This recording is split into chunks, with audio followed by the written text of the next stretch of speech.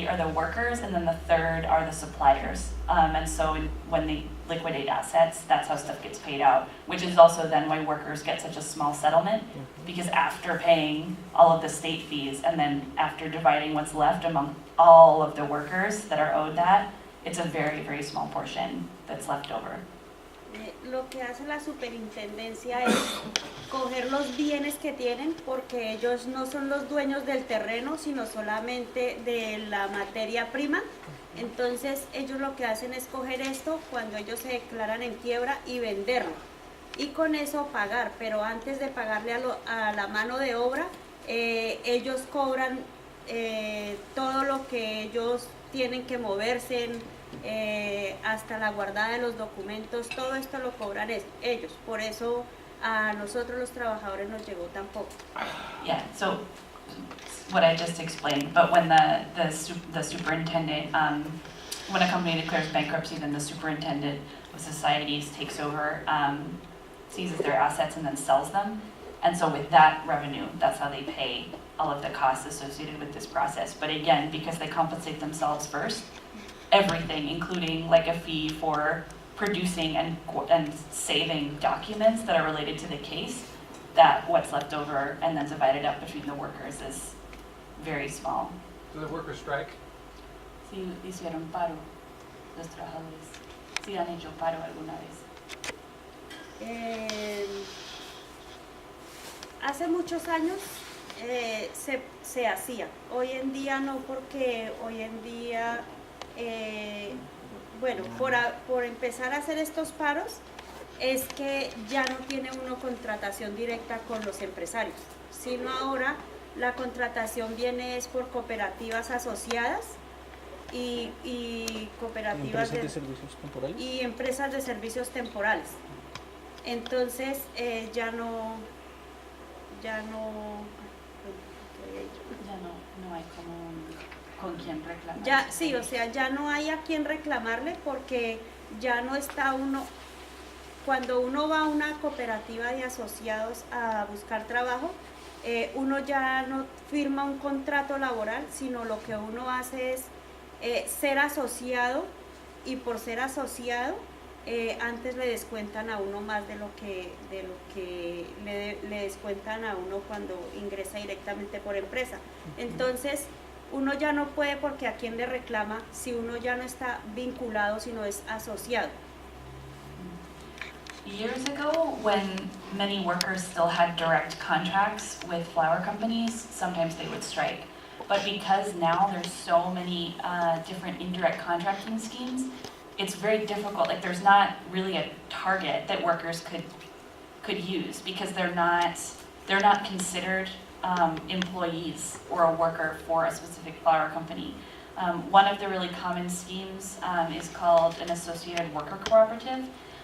It's not cooperative in any way, that's a misnomer, but that's what's, and that specific strategy was outlawed in the wake of the Labor Action Plan. The Colombian government passed 2 laws banning associated worker cooperatives, because essentially what happens is that workers are considered members or like associates in this cooperative, and a fee to do that is automatically deducted from their paycheck, and so that entity is seen as like someone that contracts out or provides a service to the flower companies, and they get sent, as members of the cooperative, they get sent like to a different field, maybe every day, or every, it changes a lot. And so then if there's experiencing labor abuses in those fields where they're working, they don't have an employer, because they're considered to be their own associates. Like, the workers are simultaneously in charge of themselves, supposedly, but it's not.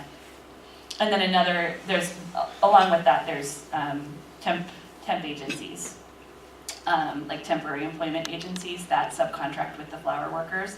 So the same thing, like, it's much more difficult to organize that sort of strike if there's not a direct contract with the company, because they say, like, well, we're not responsible for you, that's the temp agency.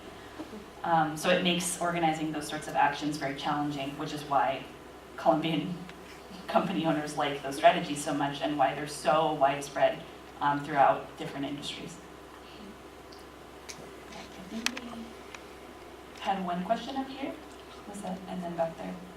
I was wondering how in the typical flower shop in Lawrence, how much of the flowers come from Colombia? Que en una tienda de flores típica, digamos de acá, de esta ciudad de Lawrence, ¿qué porcentaje de las flores que venden acá vienen desde Colombia?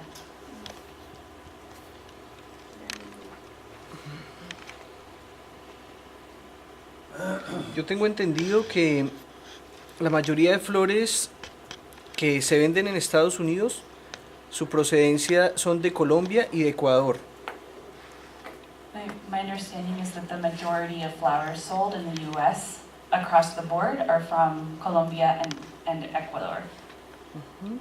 Sí, porque, o sea, el promedio sería 76%, ¿cierto? So the average, I mean, it's 76% of Colombia's flowers that are exported to the U.S. So it would be, pero el porciento de flores vendidas en Estados Unidos, ¿sabemos esa cifra? Sé que por ciento- 1300... ¿Cómo es la cosa? Digamos qué porcentaje de las flores vendidas en Estados Unidos son de Colombia. Eso sería otra cifra que el No, pero 76%. diferente a la del 76%. Sí, sería diferente, ¿no? Sí. Sí, pero no sabría realmente. We're not sure what the exact percentage is of all the flowers sold in the United States, okay. what percentage are from Colombia. That's a different statistic, but we're not sure what it is. But the understanding is the majority are from Colombia and Ecuador. I think I remember reading once that it was 63%, so like over half, but not all of them, but I'd have to look that up again. Básicamente, las flores que se producen en Holanda, que es el primer productor del mundo, se consumen en Europa. Y aquí en Estados Unidos, las de Colombia y Ecuador. But broadly speaking, most of the flowers that are produced in the Netherlands are for European Union consumption, and most of the flowers produced in Colombia and Ecuador go to North America. Tenemos los porcentajes. We had one back there and then. Are there particular senators, U.S. senators and representatives that are championing your cause? Si hay algunos congresistas que son aliados en esta lucha, que ayudan, yo les podría comentar lo del grupo de monitoreo. Yo creo, sí. Yeah, so Entonces, there is a congressional monitoring group on the Labor Action Plan. It's in the House, and they're supposed to be doing follow-up on all things related to the Labor Action Plan. One of the challenging parts is that the Labor Action Plan was a non-binding agreement, and the document itself is only 5 pages long. Like, it's a really fast read, and it sets out broad recommendations across 3 categories, which are protections for unionists, direct contracting, and the increasing use of what are called collective pacts, but essentially amount to forcing workers to agree not to join a union when they sign with a new company, and then undercutting the benefits that the union is able, like offering more attractive benefits than the collective bargaining agreement. Anyway, the 2 big ones that we're focusing on in this presentation are protections for unionists and direct contracting. But then the responsibility was on the Colombian government to pass the specific laws in country that would ban these different practices. And there's no like concrete indicators or measures set out, like by 2012 we will have X percentage of Colombian workers employed via direct contracts. There's nothing like that still. Representative Keith Ellison from Minnesota is by far one of the most outspoken supporters for labor rights in Colombia. I believe Representatives George Miller, who's retiring soon, and then James McGovern are also both on the monitoring group. And those 2 visited Colombia last year on a verification mission and issued a report that said basically that the Labor Action Plan has been a complete failure. The AFL-CIO has issued a similar report. So there is like recognition in official circles that it's not working. But those three for sure, and I'm not sure exactly who else is on the committee, I think it's 5 or 6 people, but those would be sort of the primary people to follow up with. And when we met with Representative Ellison as part of this tour, he was very receptive to the idea of creating concrete indicators and follow-ups for the labor action plan's implementation. And so that's sort of where we'd be. That's where the process is right now. I think we had one there and then. So are there any flower farms out there that would be a good model that are actually have good practices for their workers, or anything like, I'm familiar with fair trade coffee and fair trade chocolate. Are there fair trade flowers? Sí, sí existen flores justas, como comercio justo en la floricultura en Colombia. Sí hay empresas que podrían ser como modelos para el resto de la industria, que sí tengan buenas condiciones. No hay comercio justo en las flores. Los empresarios de la floricultura tienen su sello de calidad, su código de conducta que se llama Flor Verde, los empresarios colombianos. Aquí hay un código de conducta con Estados Unidos que es más ambiental, que es el Rainforest Alliance. Sin embargo, lo que ha contado Josefa sobre la intermediación hace imposible que se le pueda hacer un seguimiento a flores producidas justamente. Sí. No, not in any meaningful way. The flower companies themselves created their own fair trade certification that they call Flor Verde, the green flower certification that supposedly meets different environmental and labor standards that they themselves determined. There's also some flowers that get a Rainforest Alliance certification, but that only deals with environmental issues, not labor conditions.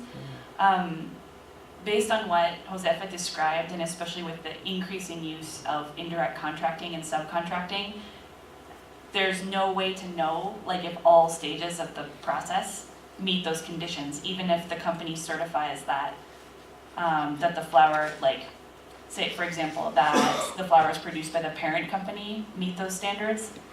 If they're subcontracting out workers through these various schemes, then that doesn't really mean a whole lot. So again, there's so many different subsidiaries and affiliates and other entities, it's impossible to know. Do we have one over here? Question? Okay. Since this flower industry is concentrated in a certain part of the country, I was wondering what level of political support do these people have among the population of Colombia to make political progress within the nation? ¿Qué apoyo, o sea, a nivel como nacional, qué apoyo tienen los trabajadores de flores para hacer cambios en la industria? O sea, si hay algún apoyo político o apoyo de la población general para cambios, o sea, para mejores en las condiciones laborales en la floricultura en la sabana. Básicamente, las organizaciones sociales, los sindicatos de otros sectores como de la industria de los vidrios, de la industria de los alimentos, han estado o hemos estado siempre muy solidarias con el sector de la floricultura, aun cuando no trabajen dentro del sector, porque es un ejemplo de precarización que no queremos ver en nuestro territorio. Sin embargo, a nivel nacional, las entidades del Estado siempre quieren más bien como rechazar cualquier tipo de demanda que hagan los trabajadores, ya sea de enfermedades profesionales, de problemas de salarios, de organización sindical. Han negado bastantes actas para formalizar sindicatos independientes en la floricultura. There's a good amount of solidarity from unions and other sectors, not just in the flower industry, as well as from NGOs and other organizations that do sort of community organizing, women's organizations, things like that. But broadly speaking, if we're talking about national sort of governmental or like political support. The Colombian government is basically refuses to recognize a number, like any sort of worker claims or worker complaints, and so issues related to occupational illnesses and getting those recognized, complaints about salary, minimum wage, protections for unionists, like they just won't acknowledge those cases. And there's been many attempts to organize independent unions, like strong independent unions, or I should say like worker-led unions in the flower sector. ¿Y qué? ¿Las Thank you. actas son de aquí? Thank you very much. You got the Pope down there. Thank you. A ustedes, muchas gracias por escucharnos. Necesita el Pope. Papa. Papa. Oh, that he should go down there? Yeah, necesita el Pope. Necesitan que vayan.